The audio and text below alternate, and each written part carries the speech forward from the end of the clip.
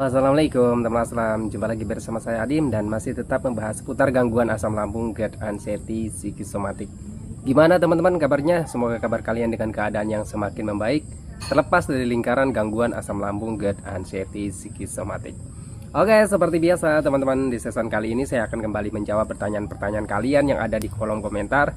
Seperti apa pertanyaan dan gimana pembahasannya? Simak videonya sampai selesai. Jangan skip agar kalian mengerti, agar kalian paham. Kalau misalkan kalian mengerti, kalian paham, minimal bisa mengurangi rasa cemas kalian, rasa takut kalian dari sensasi-sensasi yang sedang kalian rasakan dari gangguan asam lambung, GERD, anxiety, psikosomatik. Dan buat teman-teman yang baru bergabung, seandainya kalian mau bertanya tentang seputaran gangguan asam lambung, GERD, anxiety, psikosomatik, alangkah lebih baik kalian itu simak dulu video-video saya yang terdahulu, karena saya itu sudah banyak sekali upload video tentang seputaran gangguan asam lambung, GERD, anxiety, psikosomatik dari berbagai macam sensasi dan gimana cara menangani setiap sensasi yang hadir. Video-videonya sudah ada.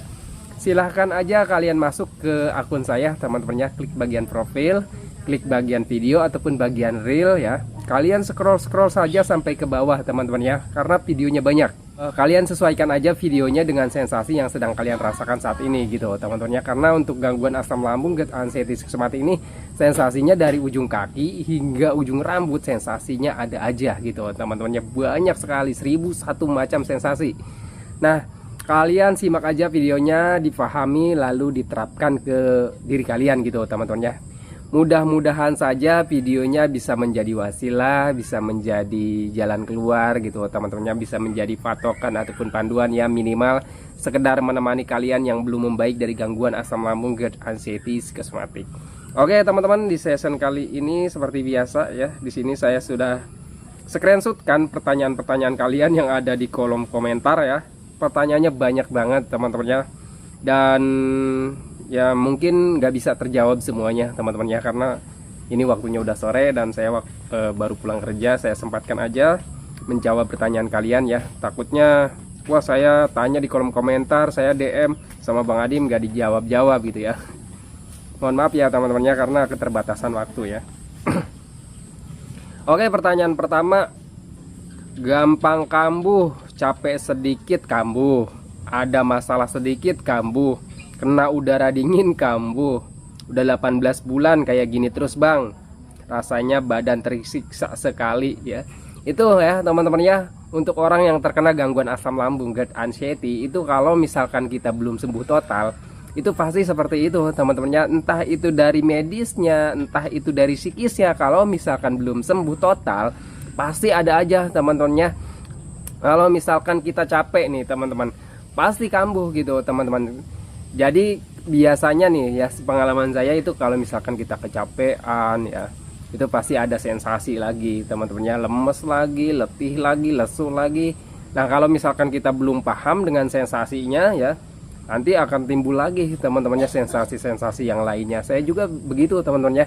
Ya kalian harus sabar aja kalau misalkan dari medisnya nih teman-temannya, ketika kalian kecapean ya kalian harus punya ambahan aja teman-temannya, harus punya patokan gitu teman-temannya. Oh iya, saya tuh dalam masa pemulihan, ya udah kerjanya itu kalian harus punya aturan sendiri gitu teman-teman. Jangan apa ya, jangan terlalu diforsir lah gitu. Saya juga dulu kayak gitu teman-temannya. Saya waktu kondisi kalau nggak salah teman-temannya di 75% atau 80%an itu saya udah mulai masuk kerja ya, udah mulai latihan ya, melatih fisik saya kembali teman-teman, melatih fisik saya kembali, melatih mental saya kembali. Itu pokoknya semua itu untuk gangguan asam lambung, GERD, anxiety, psikosomatik itu semuanya butuh latihan teman-teman ya. Jadi kita nggak bisa instan kita diem aja di rumah gitu teman-teman ya, berbulan-bulan ya, itu nggak akan bisa sembuh teman-teman. Kalau misalkan kalian cuma diem aja, tiduran, rebahan gitu ya, itu nggak akan bisa sembuh dengan cepat ya. Justru kalau misalkan kalian cuma rebahan, tiduran, cuma duduk-duduk manis di rumah, itu justru akan memperlambat pemulihan kalian gitu teman-teman. Pengalaman pribadi saya seperti itu. Nah waktu 7 ataupun 80% itu saya mulai latihan teman-teman ya. Dulu itu saya kerja dalam 1 minggu itu kadang 3 hari, kadang 2 hari, paling lama banget saya itu kerja dalam seminggu paling 4 hari teman-teman ya. Itu latihan saya kayak gitu dulu. Dulu itu ya sama aja di tempat kerja saya itu kalau nggak salah makan itu masih 4 kali gitu teman-teman ya. Kalau nggak salah masih 4 kali ya. Dalam sehari itu masih 4 kali, dan itu juga masih diselingi dengan ngemil teman-teman ya. Waktu itu kayak masih ya kondisinya begitulah, masih semerawut gitu, sensasinya masih banyak. Terus juga bentar-bentar lapar gitu teman-teman. Nah kalau misalkan kalian dalam masa pemulihan, kerja sedikit aja mulai udah capek gitu ya. Kalau misalkan capek itu langsung kambuh gitu. Nah jadi yang harus kalian lakukan itu ya, yang pertama ya kalian harus punya ambahan ya, harus punya patokan untuk badan kalian. Kalau misalkan udah nggak kuat ya udah, misalkan capek ya udah, jangan terlalu memaksakan gitu teman-temannya. Jadi supaya nggak terlalu kambuh. Kalau misalkan kambuhnya ya nggak terlalu gitu teman-teman. Saya juga dulu awal-awal kayak gitu, wah saya porsir terus ya, saya capek tapi saya paksakan terus gitu teman-teman. Nah, akhirnya kambuh lagi, dan 2 minggu tuh saya nggak masuk kerja gitu teman-teman. Nah kalau misalkan kalian nggak mau terlalu kambuh ya, kalian harus bisa punya rasa cuek gitu kan. Jangan terlalu saya harus kerja di bagus, harus hasilnya harus bagus, saya harus bisa kejar target misalkan kayak gitu. Jangan seperti itu teman-temannya ya. Kalian harus bisa memahami diri kalian sendiri gitu teman-teman. Jangan terlalu ingin ingin selalu perfect, jangan langsung ingin perfect gitu teman-teman ya. Ya kalian harus bisa mengaturnya gitu teman-teman. Intinya akalin aja gimana caranya supaya kalian ya tak kambuh. Kalau misalkan jangan terlalu capek gitu teman-teman ya. Waktu itu saya makan juga masih 4 kali teman-teman ya, dan sering ngumpet juga, sering makan gitu. Kalau misalkan ngemil kan masih bisa nih kita ngemil gitu teman-teman ya. Yang namanya kerja di pabrik teman-teman ya, itu agak susah, berhubung ya cuman pabrik nggak terlalu ketat dan tidak terlalu gede gitu teman-teman ya. Jadi saya masih bisa ngumpet-ngumpet untuk makan ya teman-teman ya. Dulu itu saya makan sehari 4 kali dan masih diselingi dengan cemilan gitu teman-teman ya. Nah terus juga kalau misalkan apa ini tadi pertanyaannya, capek dikit kambuh ya, udah dijawab. Kalian harus bisa mengatur diri kalian gitu, jangan terlalu capek ya, jangan terlalu diporsir, dan jangan terlalu memaksakan diri gitu teman-teman ya. Terus juga ada masalah sedikit kambuh. Nah untuk masalah teman-temannya, yang namanya manusia teman-teman itu hidup pastilah ada masalahnya gitu, nggak bisa lepas dari yang namanya masalah-masalah. Entah itu masalah ekonomi, entah masalah keluarga, entah masalah sama teman, entah masalah sama tetangga, ataupun sama siapapun gitu teman-temannya. Pasti ada aja percikan-percikannya gitu teman-teman. Terus gimana supaya kita itu ketika ada masalah ya tidak kambuh. Saya juga pernah tuh ya teman-temannya, ketika ada permasalahan terus dipikirkan dengan berlebihan ya akhirnya menguras energi gitu. Dan ketika menguras energi dan jadi stres ya, ketika jadi stres ya itu bisa menguras energi dan pasti kambuh gitu teman-temannya. Untuk orang yang terkena gangguan asam lambung, GERD, anxiety, psikosomatik pasti seperti itu. Terus gimana caranya? Untuk saya pribadi, setelah saya memahami teman-temannya, ketika ada masalah apapun saya belajar cuek dan belajar masa bodoh aja gitu teman-temannya. Cueknya bukan kalau misalkan ada orang yang sakit ataupun apa itu gitu teman-temannya. Jadi cueknya bukan nggak peduli, jadi cuek aja, jangan terlalu dipikirkan. Kalau misalkan kalian ada masalah sama teman, ada masalah sama keluarga ataupun sama ekonomi ya kalian cuek aja teman-temannya. Jadi yang penting kesehatan kalian itu yang pertama gitu teman-temannya. Jadi belajar cuek aja dulu, belajar masa bodoh aja dulu, jangan terlalu dipikirkan dengan berlebihan. Yang namanya masalah teman-temannya itu nanti akan terselesaikan dengan sendirinya. Kenapa bisa terselesaikan sendirinya? Biarkan saja waktu yang akan menjawabnya teman-temannya. Kalian harus bisa meyakini, kalian harus bisa memahami gitu teman-temannya.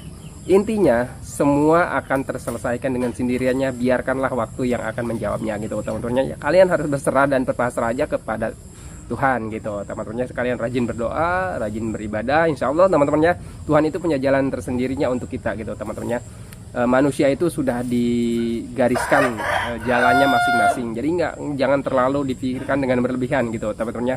Insya Allah kalau misalkan kalian perkuat ibadahnya, keyakinannya diperkuat, kalian akan ditunjukkan jalannya gitu teman-temannya. Itu ya. Jadi untuk misalkan ada masalah sedikit aja itu gampang kambuh ya. Jadi untuk masalah itu jangan terlalu dipikirkan dengan berlebihan. Jangan kita cari-cari terus jalan keluarnya teman-temannya. Jadi ya udah, bukan berarti kita nggak berusaha dan nggak berikhtiar gitu. Kalau misalkan sudah kita berusaha berikhtiar ya udah gitu teman-temannya, nanti biarkan waktu yang akan menjawabnya. Jangan terlalu dipikirkan dengan berlebihan, wah jangan-jangan begini, jangan-jangan begitu gitu teman-teman ya. Jangan ini kalau misalkan saya begini gitu teman-teman. Jadi jangan terlalu dipikirkan berlebihan. Jadi, kalian bisa stres, dan kalau misalkan stres itu nanti pasti asam lambung kalian akan kambuh lagi gitu teman-teman ya. Terus kena suhu dingin juga kambuh ya, itu ya teman-teman ya. Orang yang terkena gangguan asam gut anxiety, pengalaman saya pribadi teman-teman ya, itu sangat sensitif dengan yang namanya suhu dingin gitu teman-teman ya. Saya juga dulu kayak gitu teman-teman ya, ketika kena suhu dingin pasti aja kambuh. Sebenarnya sih untuk suhu dingin ini sebenarnya sama aja dengan orang yang lain sih sebenarnya teman-teman ya. Bukan kambuh karena suhu dingin sebenarnya, tapi kambuhnya karena pikiran sih. Orang lain juga sebenarnya kalau misalkan kena suhu dingin itu pasti yang namanya masuk angin, kembung pasti ada teman-teman ya. Terus begah pasti ada teman-teman ya, pasti ya. Saya juga suka flashback. Kalau misalkan saya kena suhu dingin, itu dulu sebelum terkena gangguan asam, saya suka flashback ya. Suka flashback saat terkena suhu dingin, pasti saya mengalami sensasi teman-teman ya. Cuman waktu itu sebelum terkena gangguan asam gut anxiety, kita itu cuek teman-teman ya. Hal apapun yang nggak kita pikirkan ya. Misalkan kita kena suhu dingin, ataupun kita jalan-jalan nih ke pegunungan, ataupun kita berenang, ataupun kita kehujanan gitu teman-teman ya. Kita itu cuek teman-teman ya, kita nggak terlalu memikirkan wah gua sedang sakit nanti asam lambung gua kambuh, nggak mikir kayak gitu teman-teman ya.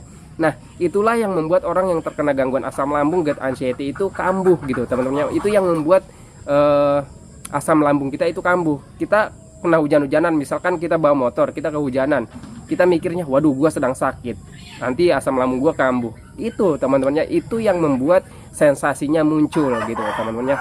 Kalau misalkan kita berpikir terus seperti itu, misalkan kalian lagi kehujanan nih, bawa motor di jalan, nah kalian mikirnya waduh ini kambuh nih, nanti pulang ke rumah kambuh nih, nanti asam lambung gua kambuh nih. Nah itu teman-teman ya, itu yang membuat munculnya sensasi ketika kita kena suhu dingin gitu teman-teman ya. Sebenarnya semuanya awalnya dari pikiran kita.